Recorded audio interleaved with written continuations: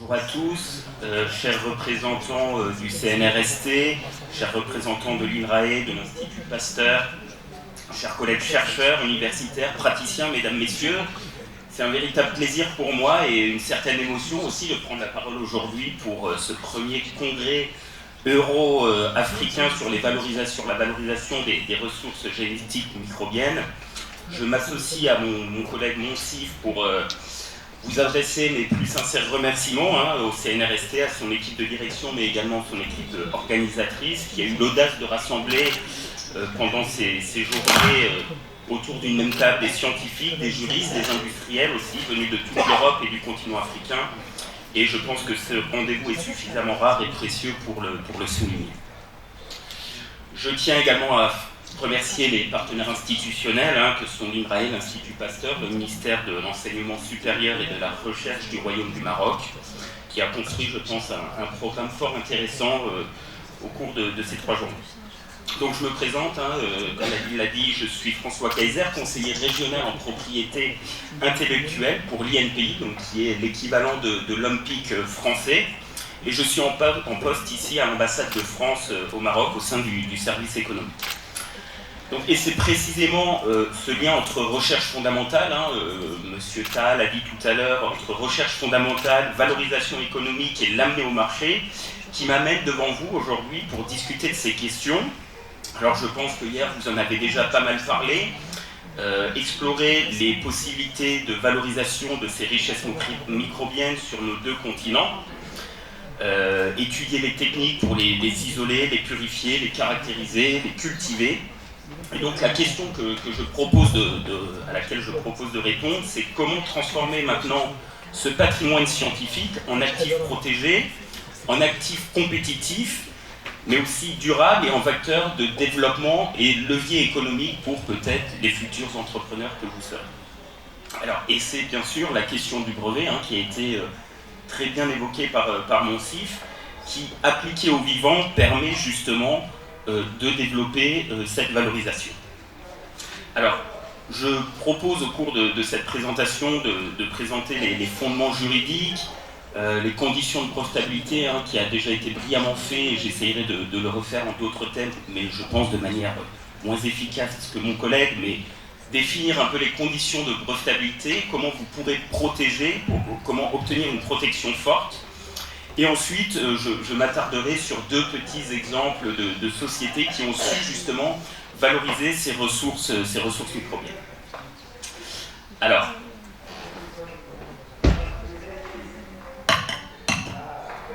c'est le gros.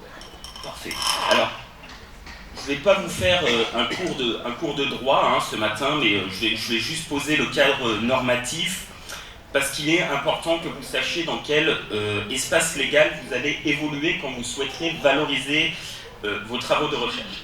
Alors en France, c'est le CPI, le Code de la propriété intellectuelle, qui va définir les principales lois relatives à la bioéthique notamment, et aux protections des inventions dans le domaine de la biotechnologie. Alors ces lois françaises, elles sont issues principalement de la directive que vous connaissez sûrement, la directive européenne que vous connaissez, 98/44, qui ont été retranscrites en 2004. Alors ça a mis un peu de temps, parce que la directive datée de 99, on a un peu eu du mal en France à la mettre en place, mais elle a fini par sortir. Au niveau européen, donc c'est la CBE, la Convention sur le brevet européen, qui s'applique. Donc cette convention date de 73, mais elle a intégré dès 1999 le règlement d'exécution de cette convention a permis d'introduire des règles, les règles 26 à 29, qui prévoient notamment la protection des inventions biotechnologiques. Donc globalement, ce qu'il faut retenir de cette slide, c'est que l'Europe et la France appliquent un cadre juridique qui est cohérent et harmonisé, tout comme au Maroc, les lois sont quand même très très similaires. Et ce cadre, contrairement à ce que beaucoup de chercheurs peuvent penser, est ouvert à la protection des micro-organismes. Alors, qu'est-ce que c'est les micro-organismes? Qu'est-ce que c'est la matière biologique? Alors, cette directive de 98 nous définit ce qu'est les inventions biotechnologiques, et elles sont définies comme celles qui portent sur un produit, donc qui est quelque chose de concret, constitué en tout ou partie de matière biologique, ou alors sur un procédé, donc des étapes de fabrication, permettant de produire, traiter ou utiliser de la matière biologique. Donc maintenant, il faut définir ce que c'est la matière biologique. Alors c'est toute matière qui contient des informations génétiques et peut se reproduire ou être reproduite dans un système biologique. Donc, bien évidemment, cette définition va englober vos micro-organismes, vos bactéries, vos levures, les champignons, dès lors qu'elles répondent aux critères de brevetabilité qu'on verra tout à l'heure. Alors, on a l'avantage, dans le domaine de la propriété intellectuelle, d'avoir un droit qui est relativement uniforme à travers le monde.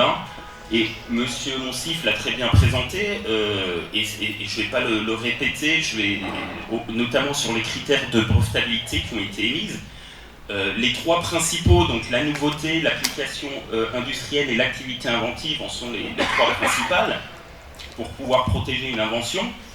Je m'attarderai peut-être juste un mot sur le critère de nouveauté. Pour obtenir un brevet, il faut que votre invention soit nouvelle. Pour qu'elle soit nouvelle, il ne faut pas qu'elle soit comprise dans l'état de la technique. Donc ça veut dire c'est tout ce qui est rendu accessible avant le dépôt de votre demande. Donc vous, en tant que chercheur, avant de publier, avant de divulguer votre invention, si vous souhaitez la valoriser au travers du brevet, vous devrez d'abord déposer votre demande de brevet. Et c'est un peu toutes les difficultés qu'on peut rencontrer dans le domaine de la recherche entre cette dichotomie entre publication et protection. Mais les deux sont valables. On peut faire une publication à condition d'avoir déposé sa demande de brevet avant. Donc je ne vais pas m'attarder plus que ça sur les autres définitions, mais gardez bien en tête ce critère de nouveauté. Si vous divulguez votre invention, vous ne pourrez plus la protéger. Alors, autre critère, Monsieur Monsif en a parlé, la suffisance de description, j'y reviendrai tout de suite. Et pour qu'une invention soit brevetable, il faut encore que ce soit une invention. Alors malheureusement, le Code de la propriété intellectuelle, et pareil, la loi 1797 ou la CBE ne définit pas ce que c'est une invention. En revanche, elle nous dit ce que ne sont pas les inventions. Donc, c'est un petit mécanisme juridique que les juristes aiment bien. Quand ils ne veulent pas trop se mouiller, ils ne nous disent pas ce que c'est, mais ils nous disent... Alors, en tout cas, ce que vous devez retenir, c'est que il y a des choses qui vont être brevetables et des choses qui ne seront pas brevetables. Et c'est souvent la question qu'on a quand on parle à des chercheurs. On nous dit, voilà, j'ai une nouvelle bactérie, j'ai trouvé une nouvelle bactérie, est-ce que je peux la breveter ? Alors vous comprenez bien que si la réponse était aussi simple, je ne serais pas là devant vous. Donc la réponse est ça dépend. Et Monsif l'a bien expliqué, il y a une différence entre découverte et invention. Donc trouver une nouvelle substance dans la nature, isoler une bactérie d'un sol ou identifier un champignon par exemple, c'est une découverte. Alors c'est remarquable, c'est d'un point de vue scientifique, c'est des grandes évolutions, mais ce n'est pas brevetable. On estime que vous n'avez pas le droit à un monopole sur quelque chose qui se trouve à l'état naturel dans la nature. En revanche, si vous allez plus loin, si par exemple vous caractérisez cette souche par sa structure, si vous développez un procédé technique qui permet par exemple de l'isoler, de la purifier, si vous montrez qu'il y a une solution technique à un problème technique, à ce moment-là, vous pouvez la breveter. D'accord ? Donc gardez ce mantra en tête, une invention, c'est une solution technique à un problème technique. Alors c'est pas une définition juridique, mais plutôt la doctrine qui a essayé de définir ce que c'est une invention. Donc si vous êtes dans ce cas-là, vous n'êtes pas sur le plan de la simple découverte, mais sur le plan d'une invention, et ça rentre dans le cadre du brevet. Et vous allez pouvoir éventuellement la protéger. Alors, je ne vais peut-être pas m'attarder là-dessus pour ne pas perdre trop de temps, mais sachez qu'une demande de brevet, quand vous allez déposer votre demande de brevet, vous allez pouvoir protéger plusieurs éléments. Vous allez pouvoir protéger un produit, donc par exemple, ça peut être un micro-organisme, un dispositif qui va vous permettre de cultiver ce micro-organisme, Vous allez pouvoir protéger un procédé, le procédé de culture. Vous allez pouvoir protéger l'utilisation que vous allez en faire. Donc vous voyez, il y a plusieurs catégories, plusieurs éléments pour une même invention que vous allez pouvoir protéger. D'accord ? Alors je reviens rapidement sur la suffisance de description, assez rapidement comme ça a déjà été fait brillamment par mon prédécesseur. Mais effectivement, quand on est face à une invention dans le domaine des biotechnologies, autant pour des dispositifs mécaniques, électriques, il est assez simple de décrire une invention par des mots. Quand on est face à un organisme biologique, c'est plus compliqué. Alors, ce critère de suffisance de description est vraiment très très important. En fait, c'est le contrat social qui existe au final entre l'inventeur et la société. C'est de dire, d'un côté, on va vous accorder un monopole pendant un certain temps. Pendant 20 ans, vous allez pouvoir interdire n'importe qui d'exploiter votre invention. En contrepartie, vous allez devoir enrichir l'état de la technique et décrire suffisamment votre invention. Et dans le domaine des biotechnologies, ça passe par un dépôt physique de souche, que vous allez devoir faire auprès d'une autorité de dépôt internationale, et au plus tard, avant la date de dépôt de votre demande de brevet. Donc avant de déposer, vous allez devoir effectuer un dépôt auprès du CCMM, auprès de l'Institut Pasteur, etc. D'accord ? Alors, autre point qui est, sur l'accessibilité de ces souches, l'accessibilité de cette matière déposée. Souvent, ça peut poser des questions. Qui peut avoir accès à la souche, qui peut avoir accès à ce matériel et quand ? Alors, il est très clair, le Code de la propriété intellectuelle dispose que, avant la publication de la demande de brevet, personne ne peut avoir accès à la matière déposée. Ok ? Donc, l'invention est gardée secrète, le dépôt est gardé secret, puisque la demande de brevet est publiée 18 mois après le dépôt. Il y a un régime qui existe entre les deux, entre le moment où la demande est publiée et où la demande est délivrée. Là, des experts qui sont convenus ou désignés pourront avoir accès à cette matière, et après délivrance, tout le monde pourra avoir accès à cette matière déposée. Alors, il ne me reste pas beaucoup de temps, donc je passerai sur le cas des séquences nucléotidiques et protéiques pour m'attarder sur quelques exemples, notamment deux entreprises. L'entreprise Carbios, je ne sais pas si vous la connaissez, donc qui est une entreprise française et qui est une entreprise donc dans le domaine de la biotechnologie qui a été créée à Clermont-Ferrand en France et qui est devenue en quelques années très rapidement une référence mondiale dans le domaine de la biodégradation enzymatique du plastique.